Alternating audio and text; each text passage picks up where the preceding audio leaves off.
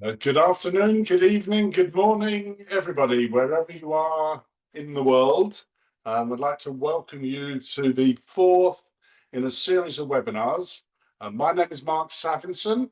I am the CEO of Strategy to Revenue, or STR. Like all good companies, you should live what you believe. And we want to help everybody that we work with turn all of their hard work back into revenue for their organizations. We love the word strategy. Unfortunately, I struggle to say the word strategy, hence most people know us as STR.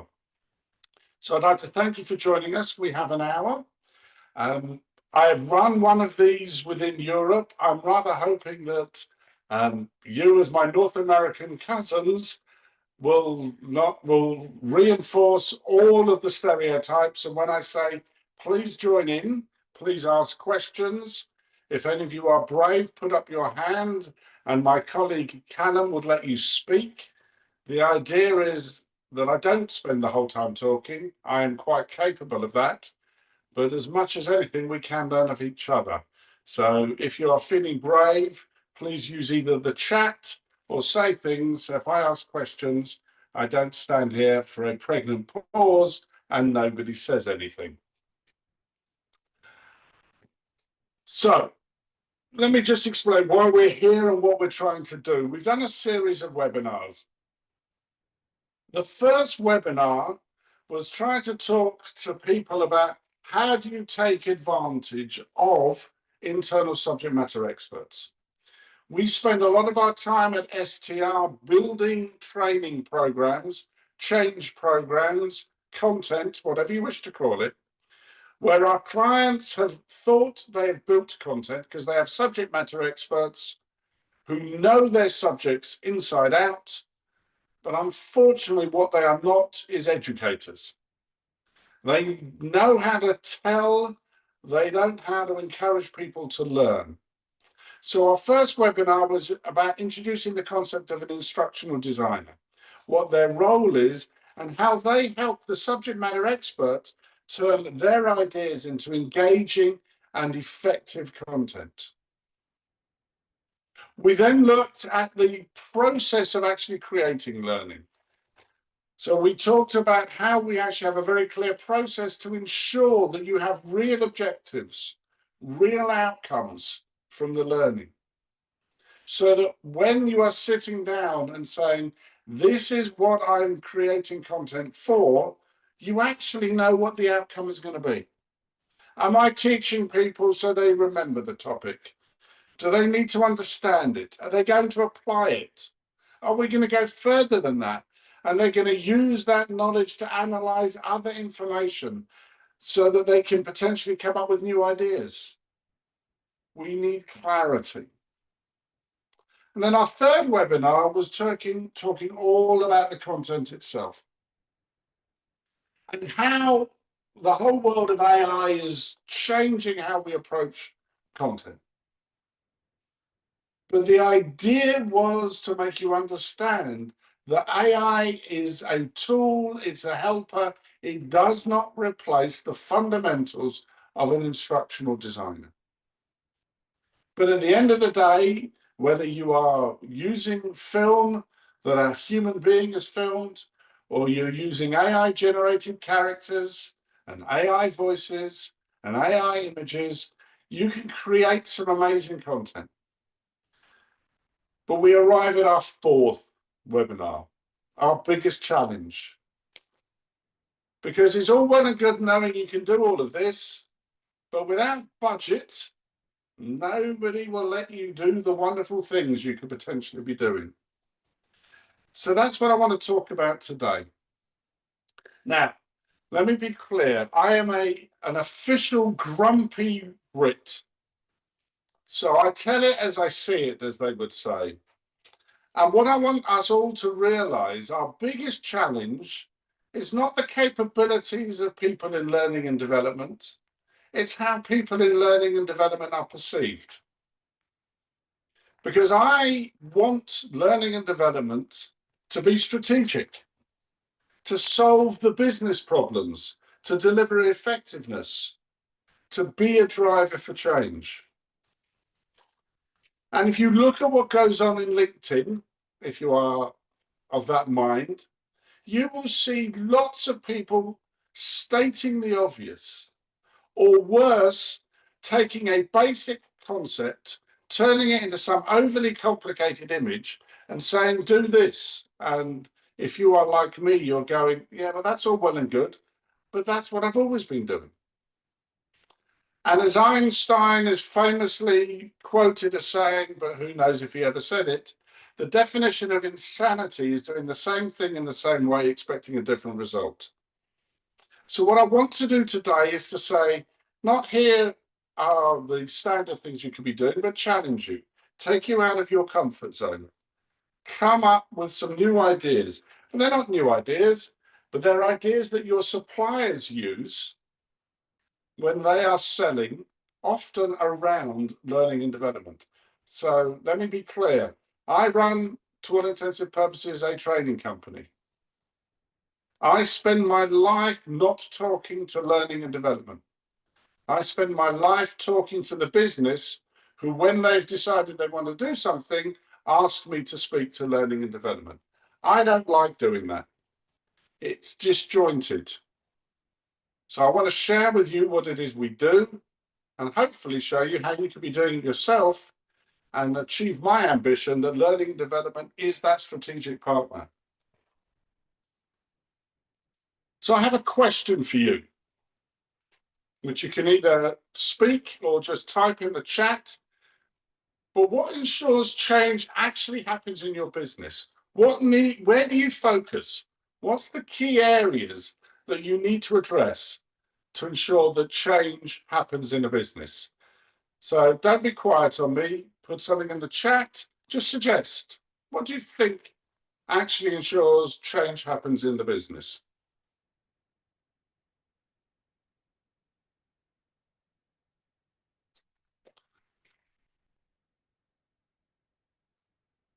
This is your big opportunity. I do have the answer, by the way.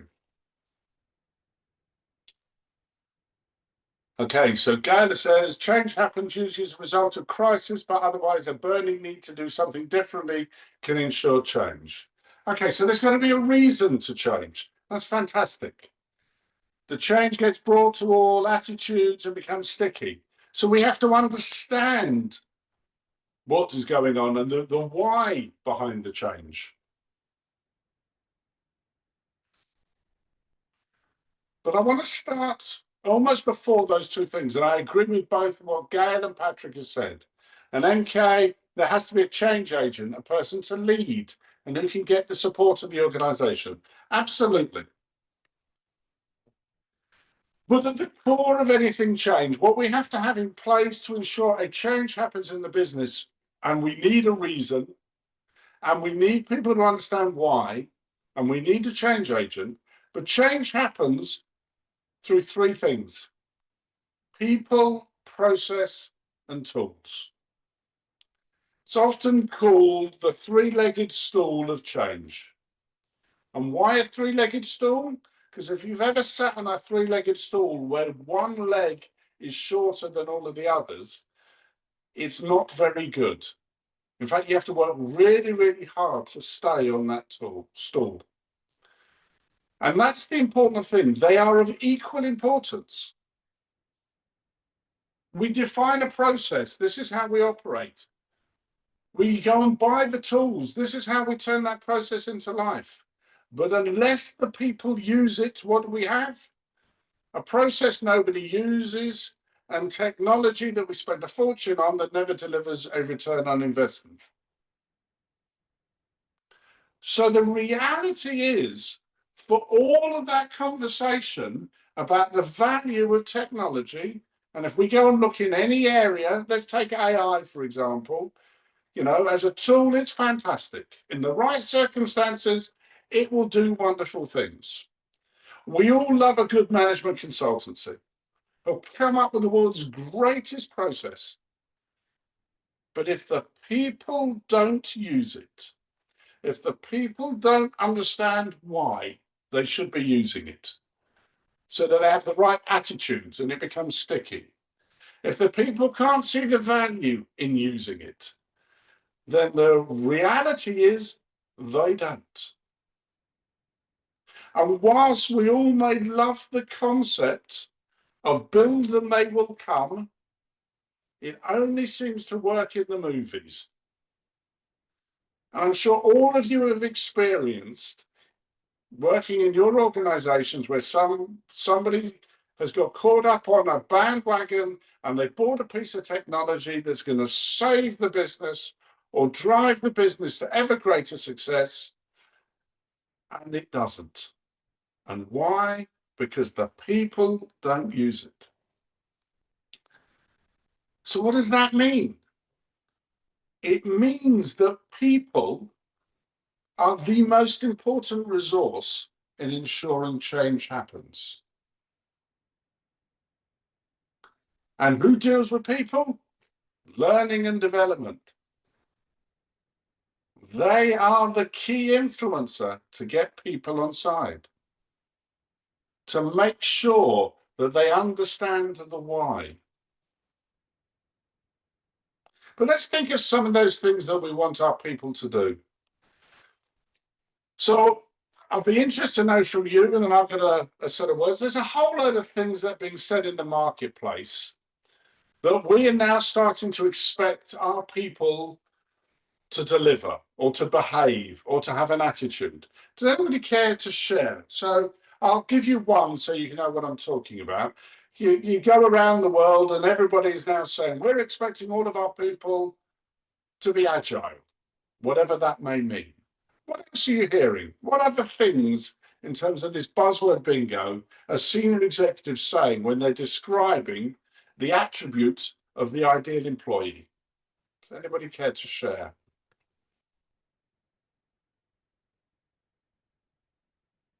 Engaged. Yeah, thank you. Patrick?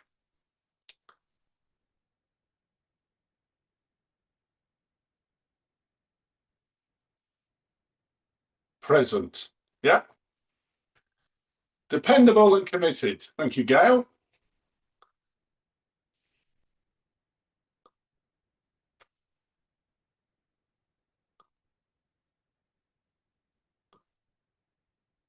They deliver outcomes. Yes. What? Loyal. I like that. So I've got some words here, and they're great words that you've come up with. But let's think about it. You know, not only do we want people who are agile, but that dependability is also that they can deal with adversity. Right? As an, you know, let's be honest, the grey hair I have not put on in makeup, it's come naturally to me. You know, I'll be one of those grumpy old people who'll be saying, oh, the problem with Gen Z is that they can't deal with problems. They give up too easily. Those horrible phrases like they're snowflakes. Well, they're dealing in a world of adversity. We are seeing more challenges in our lives than anyone has before. There's a whole population of people who were finishing off their education during COVID. I'm lucky, you know, I'm old enough to have had nice times. There's people that's only ever seen challenges. We're expecting people to have hard and soft skills. And of course, we have that wonderful thing with AI, that AI scares us all, but it's all right because AI solves everything. But these are just buzzwords. We've got to think about what it means. And again, I'll come back to that in a second. But if you look at what we're all dealing with, whatever buzzword we hear this week will probably be out of date next week. Now, I've stolen a phrase that I've heard a number of times. I'm not going to claim it's mine. But people talk about the Russian doll of change. And what they're saying is, you see one change, but don't worry, another one's coming along in a minute, followed by another one, followed by another one, followed by another one. It's constant. So agility is being driven out the fact that who knows what's happening. And every time we think that we understand the world, We've looked at a piece of research. It says this is what's happening. Something comes along and it all changes. But the people who have to deal with that are our employees. And it's all well and good us using these wonderful buzzwords, but how are we helping them to deal with it? We have to develop them. So if you think about it, if all of this is going on, who are the most important people to unlock the strategic value of our employees? It's learning and development.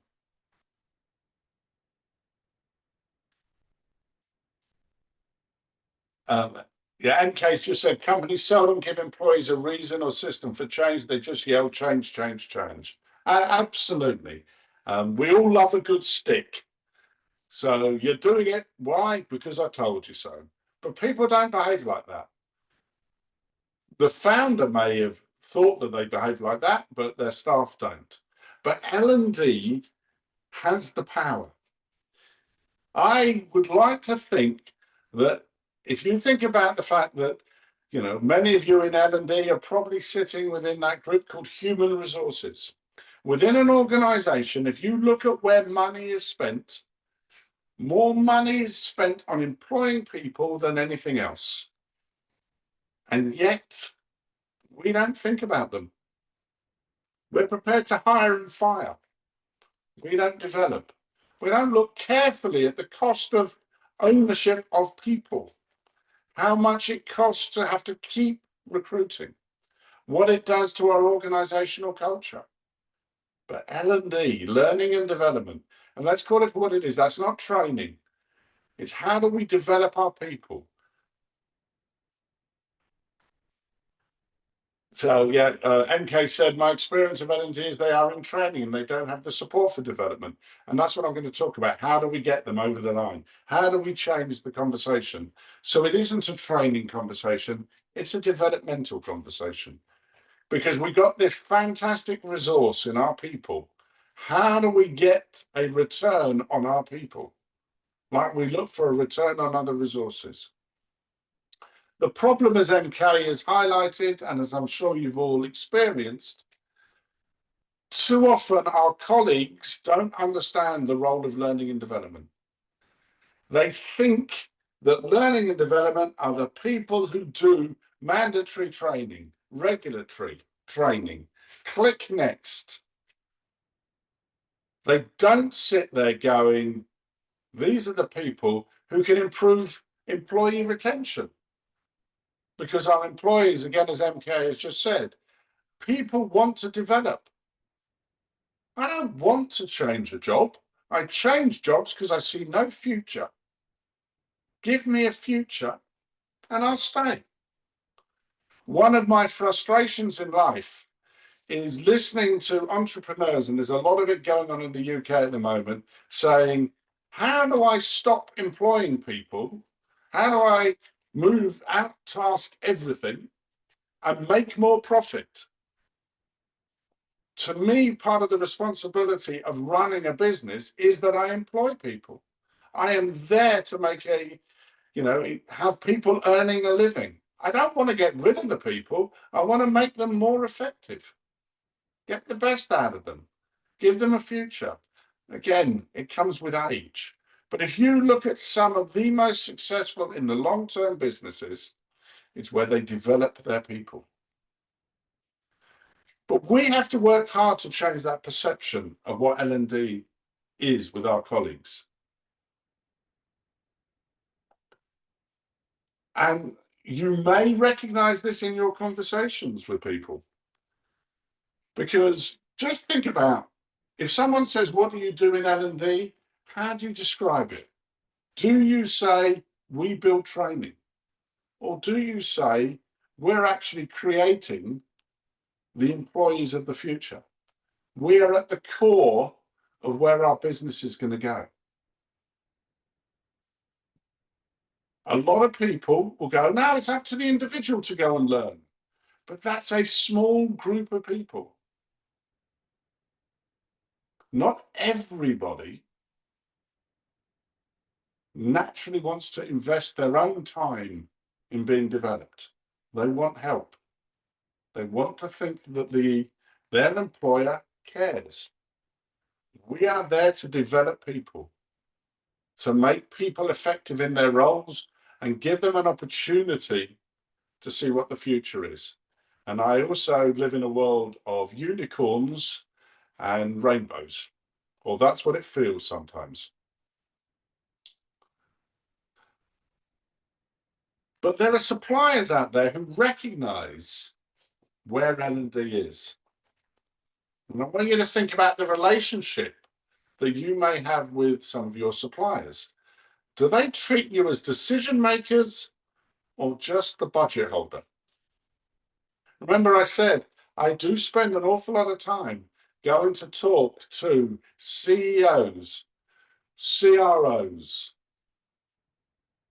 yes, sometimes CPOs, chief people officers or chief HR officers.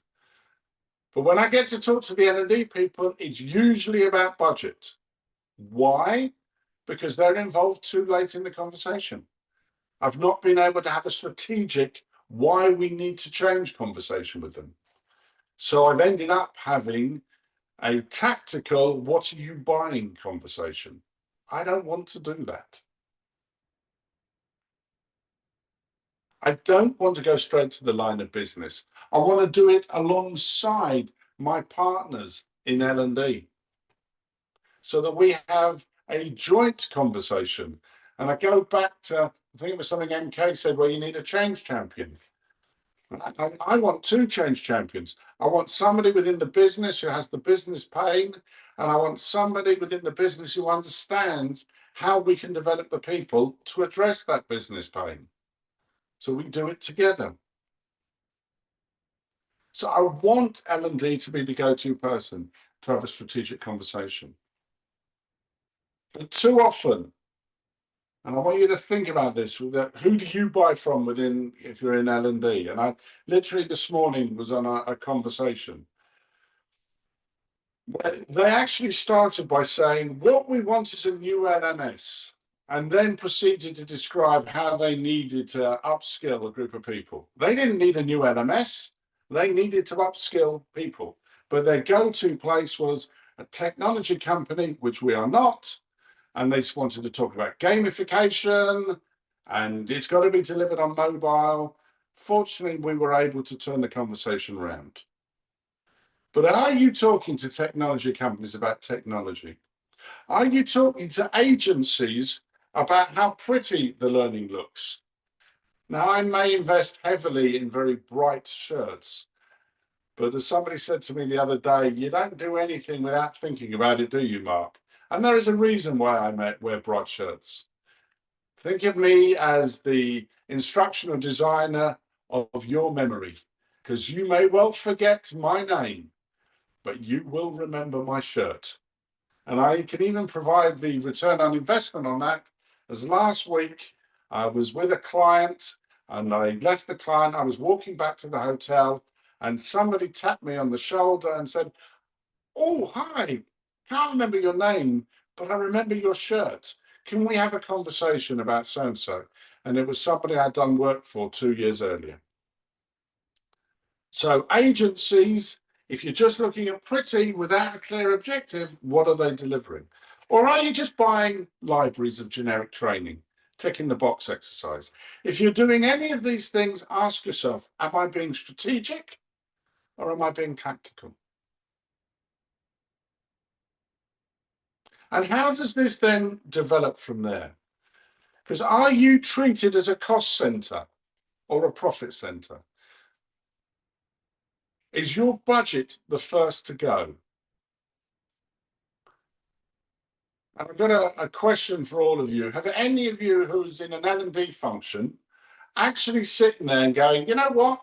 The CEO invites me to conversations about business strategy. Have you had a strategic conversation?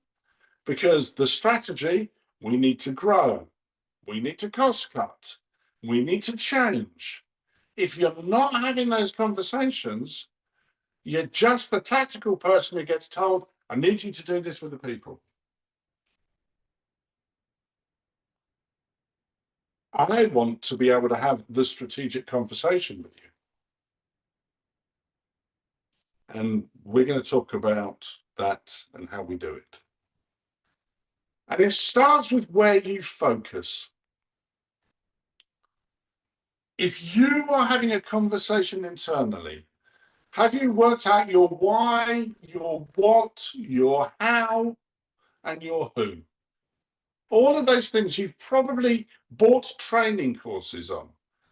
But here you've got to ask yourself, why are we looking to do something? What's the driver behind it? What's the reason to change? Do a root cause analysis. So if we are looking to do something, what outcomes are we looking for? How do we know it's made a difference? Some of you, I'm sure, will be aware of Kirkpatrick or Jack Phillips ROI, and everyone talks about, measuring the effectiveness of learning. Is it about reactions, what I call happy sheets? Is it about they actually learned something? Is it about implementation? Is it about a bottom line impact, a change? All of that adds up till you get ROI. But there are times where actually the outcome I'm looking for is just to make people feel that we care. So why are we looking to do something? Because our staff are saying they never get invested in. Let's do something that makes them feel good. That's fine. I've got no problem with that if that's the outcome you're looking for. If, on the other hand, you are looking for people to follow a different process and that they use it rather than know it exists, different outcome.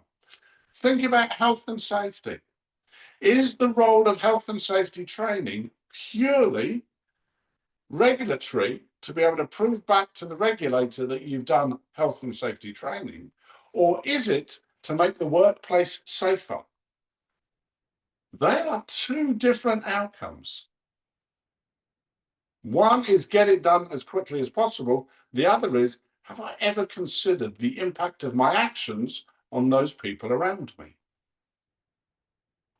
And understand why or how we achieve our chosen outcomes.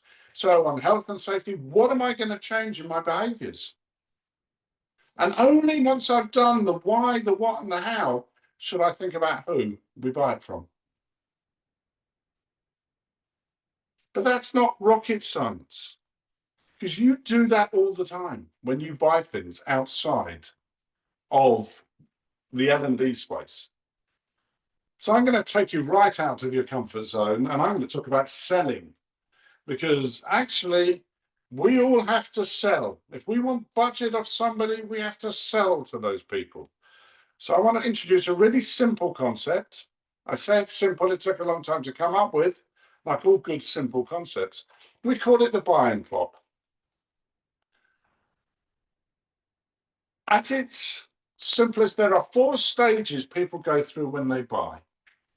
We all start from a position of happiness, right? We have a service that we call it service in place.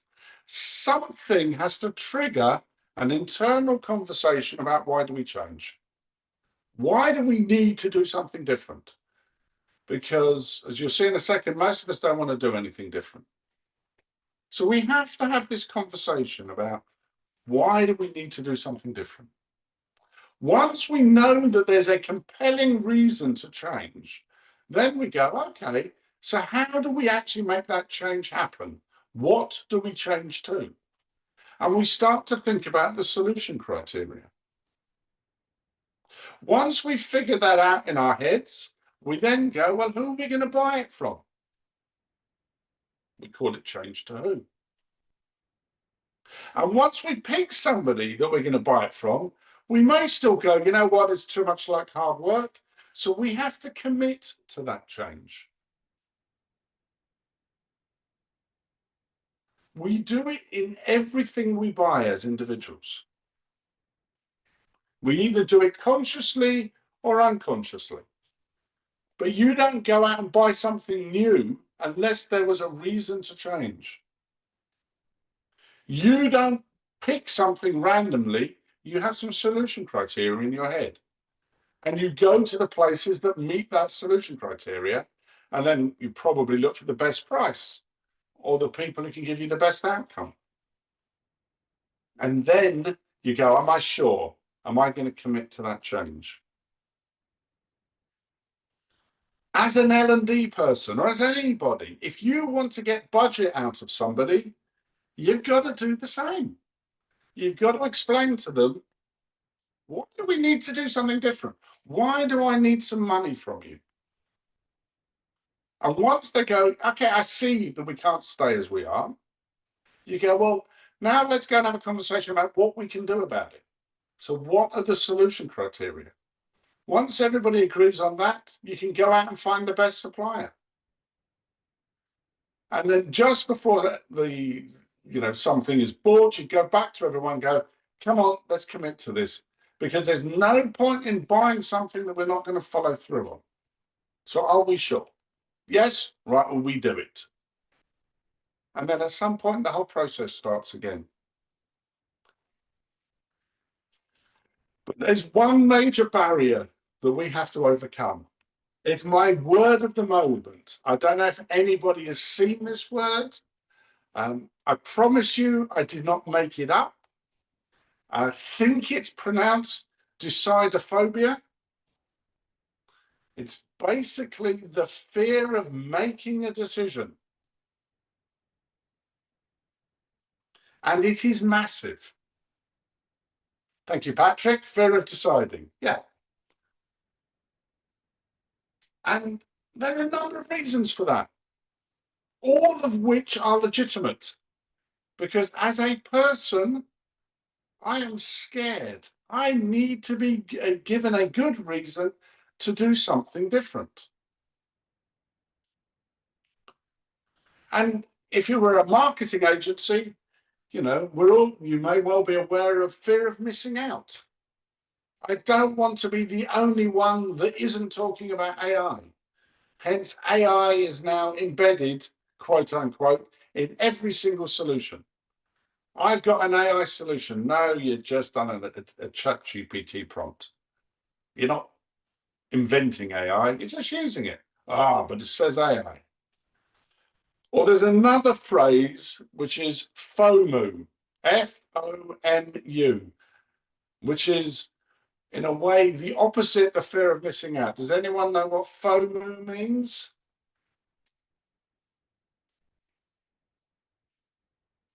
Give it a second in case Patrick knows or MK knows. No, it's not fear of moving up. It's fear of messing up. It's fear of getting it wrong. Oh, okay, Corey. Yeah, that's what you were trying to say. Yeah. The whole point here is there is fear everywhere. I don't want to miss out. I don't want to be the only one that isn't using AI, so I'll rush blindly into it. I don't want to be the one that makes the wrong decision, so I'll stay as we are. In a sales environment, we call that the hidden competitor. You are not competing against other people asking for budgets as much as you may think. Oh, great line, Patrick. We only grow up when we mess up. Yep.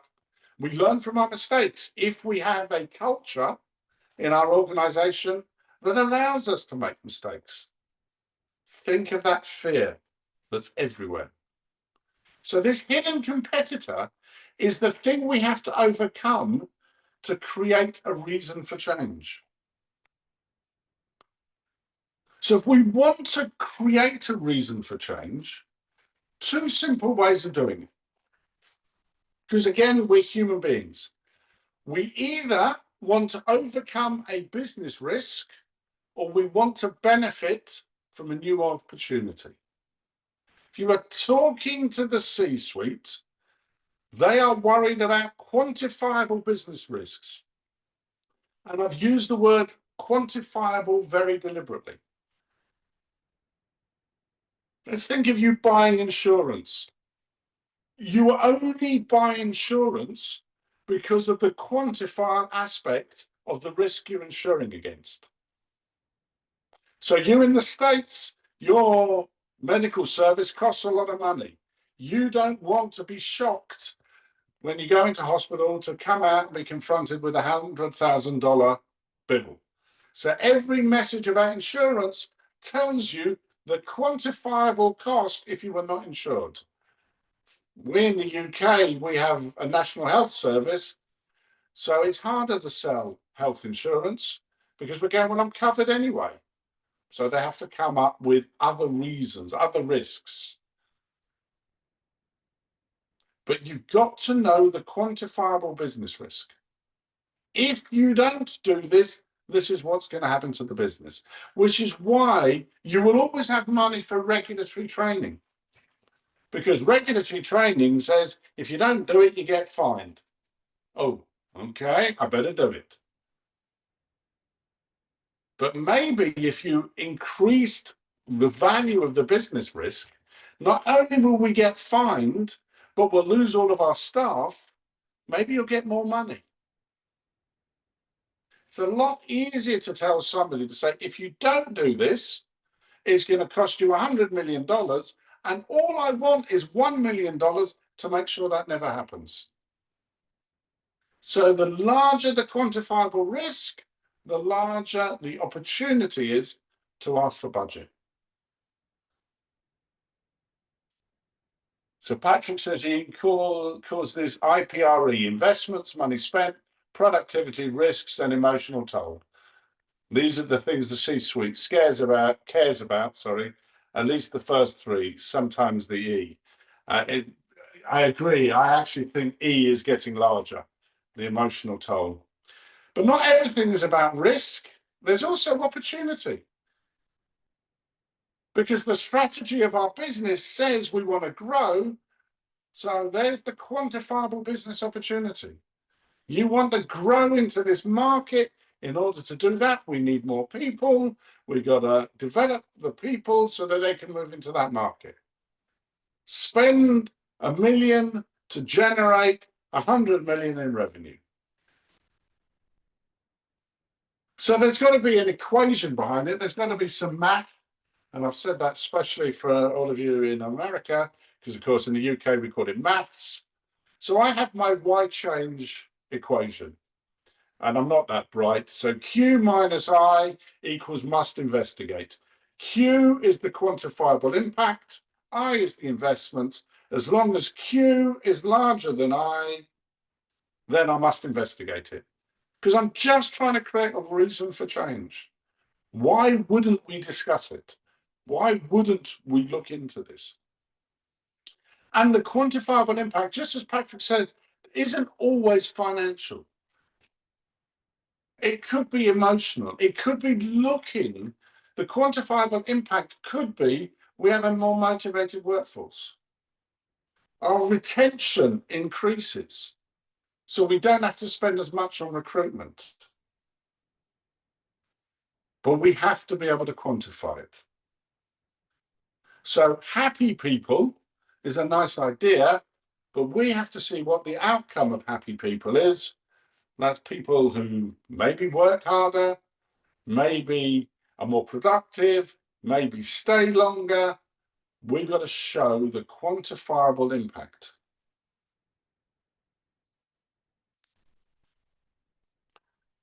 So you've got to be able to have this why change conversation with people.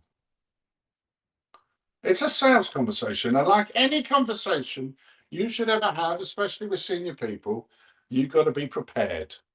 And again, I'm going to go and show my frustration with people that I talk to, because the first thing I would expect everyone in L&D who is going after budget to know is their business strategy. What is your business trying to do? Do you know? Do you actually understand the implications of the business strategy? So if they're talking about cost cutting, what does that mean? We're in a world where people are considering getting rid of people.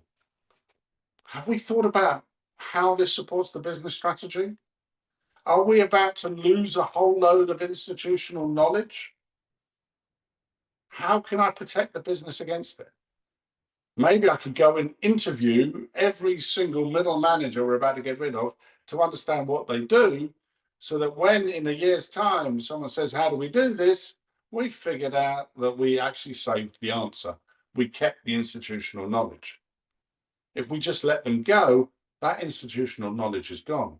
We're not supporting the business strategy. You've got to know the market you operate in. So some of you may know the PESTEL or PESTEL, depending on which book you read, and it stands for political, economic, social, technology, environment, and legal. Things that are going on in the marketplace. What is happening in your market that is causing people to consider change? And we live in a time of more upheaval. We better know what's driving change.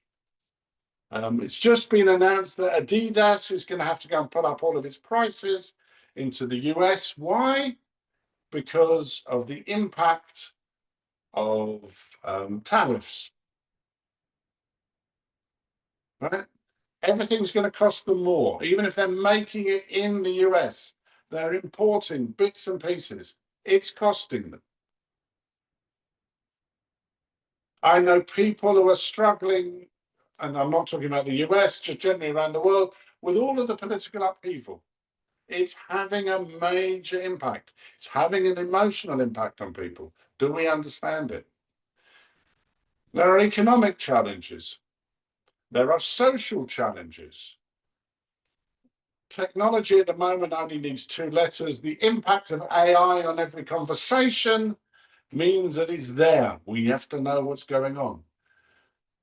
Environmental. I just spoken to a logistics business who's built their whole business based on a green strategy. So all of their lorries are carbon neutral. And legal. So if you're doing work in Europe, GDPR has a major impact on how people behave.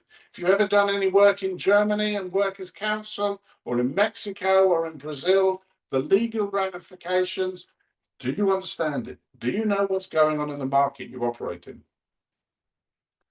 And then again, as Patrick said, do you understand the C-suite? What drives them? And they're all different. So you've got to take all of this knowledge and turn it into key drivers for change. You've got to think reasons to change, not solutions. So Patrick's just said L&D professionals need to learn how to become proactive situation handlers and leave reactive problem solvers, mindset, data set, tool set, activity set, and skill set shifts. In a sales world, you want to become a trusted advisor. That the C-suite will go, I can have a sensible conversation with you. You can come to me with real insights. I know what our strategy is, and this is what we're going to have to do about it. Real clarity. We do not currently equip our people for this. Or, and explain why and the insights behind it. Or this is what best in class in our industry is doing. Value. It's a different conversation. You're not at this stage asking for money. You are saying, guys, we can't keep doing the same things in the same way and expect different results. So you're not selling your services to the C-suite.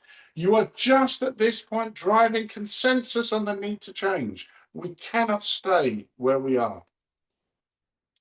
So you've got to come up with a statement. I need to talk to you about what we are currently doing, as I do not believe that it will now give us the results we need. Our strategy has changed. We need people to do something different, and our current training does not reflect that. We keep talking about AI, but having seen research, we cannot just tell people how to use AI. We must ensure they feel empowered to try new things, and that our managers will listen to these new ideas. Can we discuss how this impacts our current approach to AI training? It's selling the concept of change. Use research that's out there to reinforce this.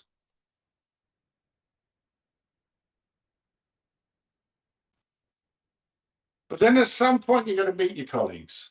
So again, just very quickly, and I am conscious of time because I talk too much, but can anybody tell me, if you were having a meeting, what the key things are you'd make sure that you knew in advance and you planned in advance to make sure that meeting went well?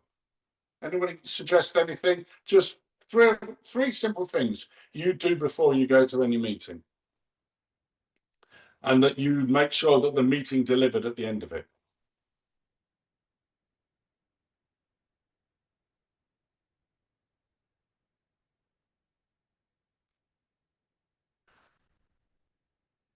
Okay, how can I create value for the person I'm meeting with? So let me translate that a little bit, MK. I've got to have an objective. What am I trying to achieve?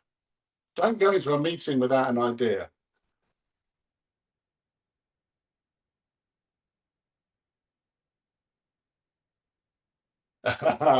Sorry, I like Leo's comment. Let me say that, yeah, not all C-suites agree, and I'll come to that because that's going to be our job. As you've just said, we've got to create consensus. So we have to, MK's good, what's the biggest problem? What are we talking about? Why is it important? Do they have a problem to solve? What do we want to achieve by the end of the meeting? Any skeletons? Fantastic, guys. So I've got a really simple way of looking at it. And we train salespeople on this. Salespeople call it discovery, right? We have a discovery meeting. I say, no, you have a meeting. But let me just do it in a slightly different way. You would never go to a meeting unless you had a goal in mind for that meeting. And in the case of why change, we've got to uncover together the reasons why we should change. To achieve that, you're going to go and review the current reality, where we are, and then start to share options, what we could be doing. And then you agree a way forward at the end of the meeting. Now, I've chosen those phrases very deliberately. I don't know if anybody spotted, but basically I've taken grow, that many of you will know about if you look at coaching, and say there's got to be a goal. We got to discuss the reality. We got to find options, and we have to agree a way forward. We have to have an objective. We have to go and have a discussion, and we have to have a commitment at the end. There's another way of looking at it. And whilst if we were talking coaching, you would be trying to enable to get your C-suite to figure it out for themselves with a little bit of guiding from you. Occasionally, you may need to direct them towards an answer. But what you are looking for is consensus. You are trying to deliver a level of consensus that, yes, we need to change. I get it. I understand it. And I may be the CFO and I get it. And the chief people officer goes, they get it. But we have to be really careful about who should attend. You don't want everybody there. We want to be focused. So just focus on the executives impacted by the risk or opportunity. Again, I'm going to suggest something that you may think is radical. Bring in your colleagues from procurement right at the beginning, because they're the ones occasionally you get in the way in your mind from how you're buying. I, as a person who trains salespeople, will tell salespeople engage with procurement as early as possible so they feel part of the solution. They see the real business value. In your case, they can help you build a business plan for change. They become your partner in making this happen. And if you do all of that right at the beginning, you've built a strategic reason for change. You've gained consensus that there is a business reason to do something different. It's forward-looking, not tactical. You're building a business case for change. So we are helping the C-suite look forward and showing them that we need to do something different. But then we have to define what the change must look like. So that's changed to what? I don't really think you're all bright enough to work out that actually we're just going to repeat the process, but the goal now is on the solution criteria. This is the problem. We all agree this is the problem. These are the outcomes we want from the problem. So what's going to be in place to deliver those outcomes? And not all of that is going to be pure development. It may be a cultural thing. It may be a communication thing. It may be a process thing. But we have to identify the solution criteria. But if you are preparing, think about some things that make you strategic in terms of what a solution criteria should have. So if you're about to invest money, don't you want to think about how long that actual piece of learning or development will last? We get challenged with our clients to say, build us something that can last 5 years, which is getting ever harder as the world changes, but that has implications. Don't mention tool names, because that tool may not be there in 5 years' time. Separate the tools out from some of the mindset components. Understand if you're getting training, who owns it? Are you just buying something in and then you realize, oh, good grief, I have to pay every time we use it? So again, as a supplier, my preference is you may pay a little bit more up front, but you own it. I don't want recurring income by you feeling obliged to pay me every time you train someone. I want new income where you go, that was helpful, Mark. Let's go and do another project with you. Where does the responsibility lie? Again, am I outsourcing the whole of the development to a partner? Or am I saying, actually, we're going to run face-to-face events ourselves. We're going to have facilitators so that we don't become beholden to a supplier. We have a client who has a training program. The content is fantastic, but it can only be delivered by the creator of the content. So they have a situation where they onboard people and they can't get them on a training course for 6 months because this person has no availability to run the event, because they need to get 15 people in the room for it to be cost effective. That to me is madness. Take responsibility. And look then at how this all drives towards the measurable outcome you're looking for, and make sure you understand any hidden costs. For example, if any of you are operating globally, think translation. Think the impact of translating content. Have you designed it so it can be translated easily? And please find insights that support your desired approach, but avoid FOMO and FOMO being the driver, because that's tactical. That's fear, but the wrong sort of fear. You are trying to overcome those and give real strategic business reasons for doing it. If any of you have ever bought an application as a service, the odds are in year one, it didn't deliver what you were hoping for, but you think maybe that was myself. Year two, it still didn't deliver it. Year three, you're looking for a new one. Ask yourself why you bought it. It was probably FOMO, because everybody's buying them. Everybody wants learning experience platforms. I better have one. Do you need it? Have you thought about it? Prepare and understand what it is you're trying to do, and deal with the different drivers. So you have your meeting to gain consensus. But the goal now of this meeting is the solution criteria. This is what we need to have in place. So you share insights about how people achieve the outcomes, translate that into solution criteria, and agree a way forward. But all the way forward is now we have to look for someone who can deliver against these solution criteria. And what you've done is actually you've defined the supply evaluation criteria you can give back to procurement. I need a solution that technically does this, that from a business will provide that, from a licensing perspective should have this in here, that we can roll out in this time frame. Everything is there. So when you start to go and talk to suppliers, you've got something you can evaluate everybody against. And if you want to do a really good job, you get procurement to do the first level of evaluation.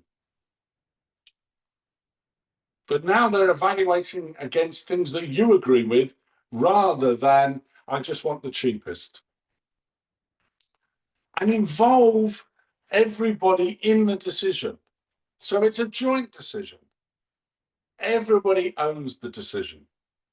But if you have a preferred supplier, because we all do, maybe it could be me, coach the supplier. Make sure that they are aligned to your business case. Explain the people in the buying room and their key drivers. Get them to collaborate with the buying room, not tell. So they behave as a business trusted advisor. Because remember, you are buying a solution to your business problem. You are not buying their product. I'm going to repeat that. You're buying a solution to your business problem. You are not buying their product. So you've got to get them to recognize that. I don't care about your features.